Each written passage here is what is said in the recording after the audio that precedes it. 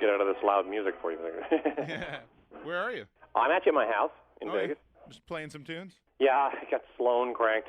No, hey, there you go. You might have moved down there, but you're still playing the Canadian bands. You can take the boy out of Canada. Exactly. So what are you doing in Vegas? Why are you down there now? Well, that's such a long story. Actually, it's not even that long of a story. It's just like I happened to come down here accidentally, not accidentally, but many years ago, and just started to reconnect with some Canadian friends that were relocated here. There's quite a Canadian mafia down here. There's the Cirque du Soleil and the Celine Dion gang, but I came down to record a friend's band because I was doing a lot of that in Vancouver for quite a while there. I had my own studio and everything. It's still there actually, but which studio is it? It's called Juice Mix Productions. Okay.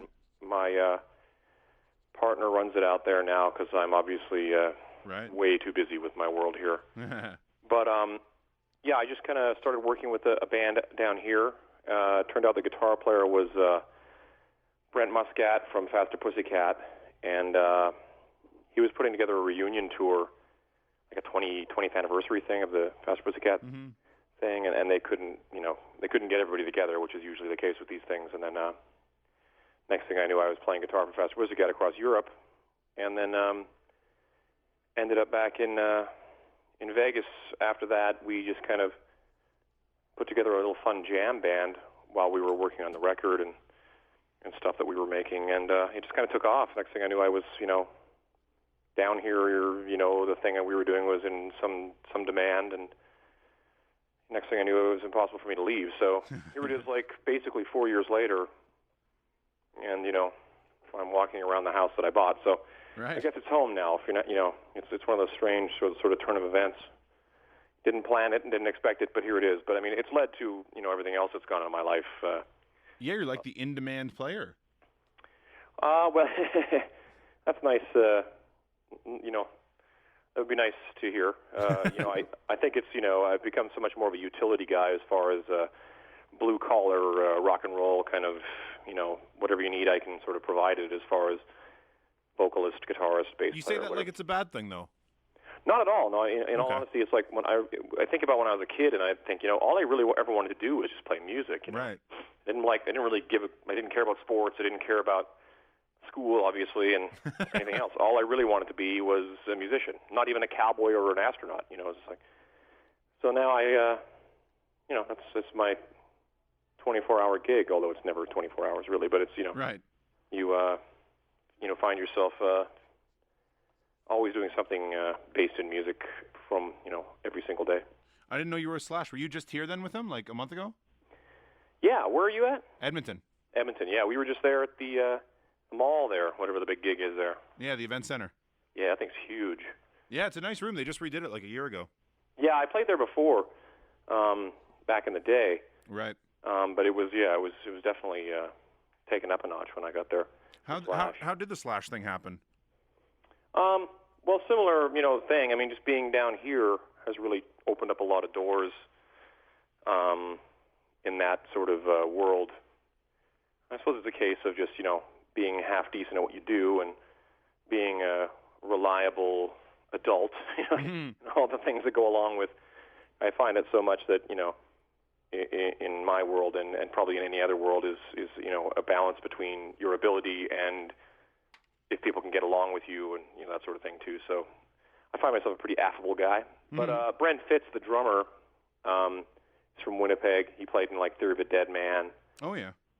And he did a stint in the Conline Crush. So he's down here as well. He's been down here a lot longer than I have, and we're pals from like 20 years ago. So he just sort of.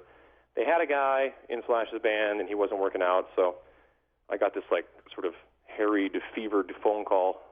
Can you be here tomorrow at noon? And I'm like, why?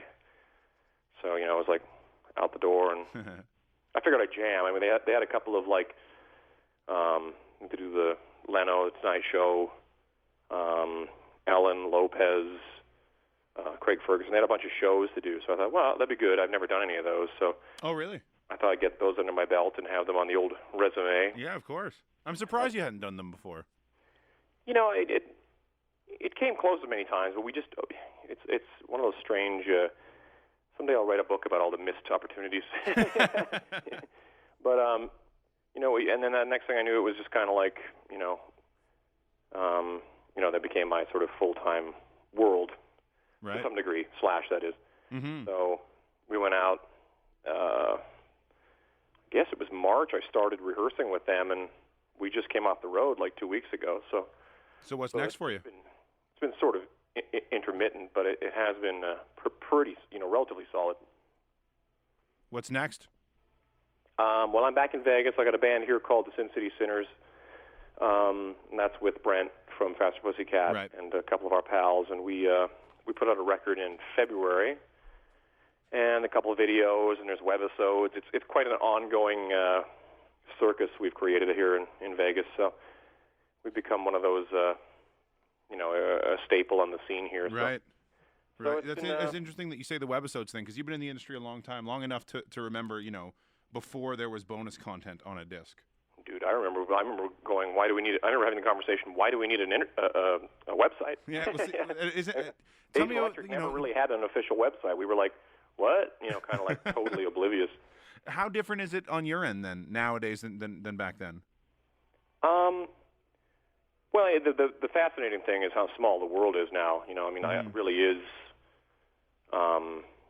In many ways it's better, and in many ways it's more challenging. I think that like all the bands that I was recording and producing all those years while I was still in Canada, there was I said to every one of them, I said, if this was 1993, you guys would be signed tomorrow. Yeah. But the industry had changed so much by 99, 2000 that it was started to really kind of shift, and it became what it is now, where I'm not really sure what labels can really do for a band from the ground up. But I mean, at the same time, there's people, artists coming up all the time. So, but for me, it's from my world, it's been really interesting seeing that the internet can keep you so closely tied with your audience, and you end up with a really sort of close relationship with them. And I kind of wish we had that a little more back in the day, but at the same time, we the trade-off was that we had a record deal and people were actually buying CDs back then. Right, yeah. The trade-off now is that, well, it's a tougher go. I suppose it's kind of more back to the indie punk rock do-it-yourself roots of making a CD and then getting out there and selling it, like old school, like Medicine Show, take it on the road and sell, and try and make a name for yourself. Because the record companies come in now after a band has sort of established itself. They'll come in and kind of help a band take it to the next level. Yeah, they're basically just a marketing company, really. Yeah, absolutely. And it's a big sort of conglomerate type thing where management and label and agency and artist are all in bed together. Kind of like sharing in profits, and it's a much more corporate, if I can use that word. Not meaning it to be quite as negative sounding. No, yeah, it's funny that word has a negative connotation though to it. Yeah, I think it's more of like a profit sharing kind of thing, if you want to get into that type of thing. Which I suppose I see like those bands that cut big deals where a record label is actually in on the merch and in on everything. It's like but I mean people aren't buying CDs, so you gotta make the money somewhere. No, it's almost like you need to sell your soul nowadays, and maybe you always did, and it's just more prominent now. Yeah, honestly, I think it's just a different form of soul selling, really. It is what it is in a lot of ways. I mean, I'm not one of those people who sits around and, like, cries about the old days. For me, it's like, it was a guy from the 70s would have been crying about his career in the 80s, and the guys from the 80s would be crying about their career in the 90s. It's always like that. It's such a cyclical thing, I see it now, like being in Vegas. It was like when I first came down here, it was all 80s bands playing casinos, and it was, like, very strange to see Twisted Sister playing at a local casino going, wow, man, who would have thought that would become like you always consider casinos to be more like a, I don't know, like mom's going to go see Tom Jones or something, Right. And now it's all of a sudden Everclear and all these 90s bands, so it's just a cyclical thing, it's just a matter of time before Fall Out Boy or whoever, whatever the 2000 bands, start doing it too. Yeah, so true. So true. Can I get you to give me a couple of sound clips just of some old tunes that we play? Absolutely. Ugly. Yeah. Go for it. You want me to talk about it? Or? Spew, yeah. Ugly, geez. We recorded that at a place called Little Mountain Sound in Vancouver where Aerosmith and Motley Crue and all those bands recorded with our producer at the time was Bob Rock, and he did everything he could to take it around and get labels to bite on it, and nobody did. So we put it out independently, and it became a hit on Much Music. We made the video ourselves for $300 or something ridiculous, and it ended up being the first sort of real, took us to another level, which kind of led to the next chapter. Which is Remote Control, I assume. Yes, of course. And go ahead. Speak on that one if you could. Sure. Well, Remote Control was recorded at Mushroom Studios in Vancouver, where Heart recorded and a bunch of groups like that. And, that was really the big one. That one kind of really took off. I remember we did the record release show. We opened for Veruca Salt and Bush. There's two 90s names for you right there. And it was a big thing because it was at Maple Leaf Gardens in Toronto, and it was all different from after that. From a club band to suddenly suddenly we were, people actually gave a damn. Mm-hmm. What are you and Ryan okay? Do you guys ever talk? Well, we talked just today, actually. Oh, there you go. Okay, well, I think that's a myth that's now been debunked then.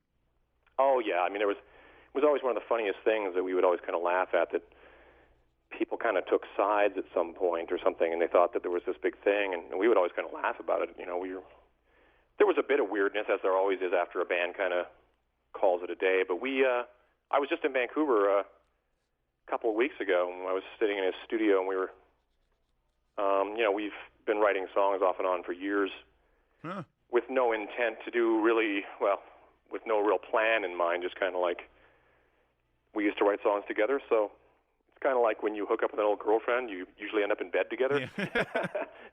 With a musician, you usually end up kind of busting out guitars and making a bunch of racket, and next thing you know, you got a couple of songs. Yeah, well, I'd love to hear something someday. Maybe you guys so would I, honestly. I'm one of those people who's as big a fan of Age of Electric as I ever was a member, so to me it's always been something I've been kind of waiting for the right thing to come along for us to go, you know what, blow the dust off and go and play, those songs. For me, it would be really, really rewarding to do that.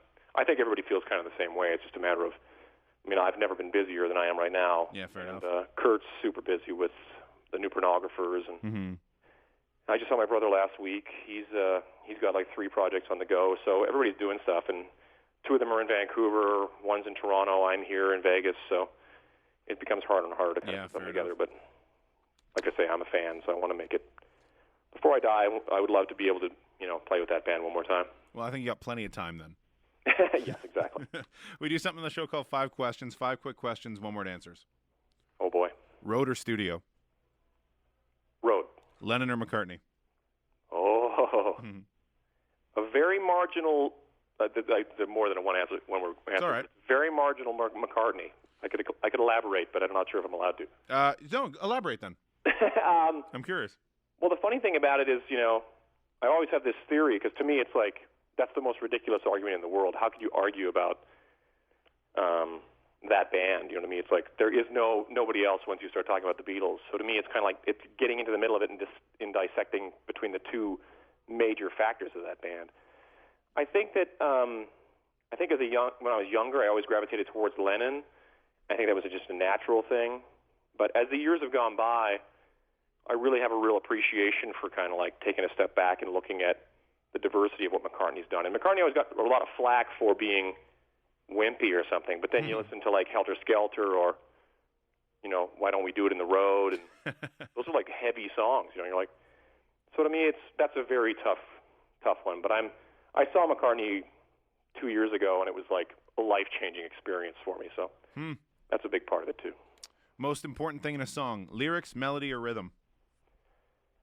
Do these have to be one-word answers? Yeah, you can elaborate a little bit. It's always interesting. I will say, it's such a marriage of all those things, but many times I would say, I think rhythm probably is the most bass thing, you know what I mean? Like the most B-A-S-E bass, not right.